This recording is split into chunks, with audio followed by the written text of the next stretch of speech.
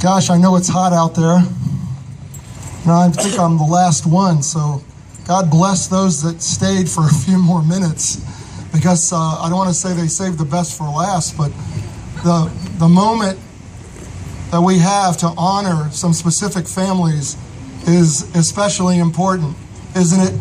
I mean, why these names are on the wall is because of the families that raised these men and women to be heroes. And we thank them for that. And I haven't seen this said earlier today, but if you are a Gold Star family and you are here, I would ask that you stand up or raise your hand if you're not sitting, please, so that we might identify and honor you. Everyone, please, look around. God bless you. Thank you for your sacrifice and what you've given this country, for the men and women that you raised. Thank you. I've had the privilege, and I thank Ray and Linda and the Illinois Freedom Run, to be on this stage for, I think, the 6th time since my son's name was put on that wall in 2005. Actually, in 2006 was when his name was added. So I have been able to be here to share with my family and to cry with so many of you. But what happened 6 years ago was the creation of a national symbol, a symbol that recognizes all lives lost in the history of our country, all branches of service, all wars, all causes of death. The Honor Remember flag was unveiled publicly to be that national symbol, already adopted in 19 states as the official state symbol of remembrance, soon to be in all 50. I wanted to go over the symbolism real quick, so when you saw this flag, and many of you have it, that you understand exactly what it means and how powerful it is when you understand that symbolism. The red stands for the sacrifice of blood shed for our country. American flag red. What better color? The white beneath it, the purity of that sacrifice, because each one of our sons and daughters and husbands and wives and aunts and uncles said to each one of us, "Don't worry, we've got it covered. We'll be back." Pure hearts.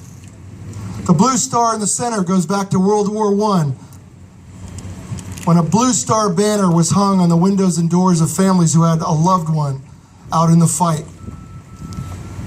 That identified that family. 1, 2, 3 family members, however many that was. The gold star overlaid that blue star when that loved one was not coming home.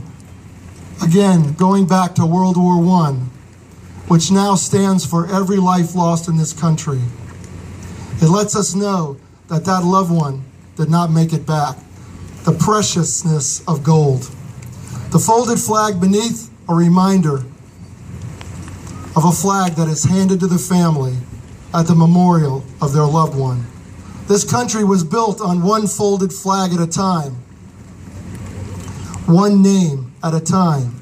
Every one of those individuals who had a family, who had friends, and those that loved them. The flames above it, an eternal reminder that we will never forget.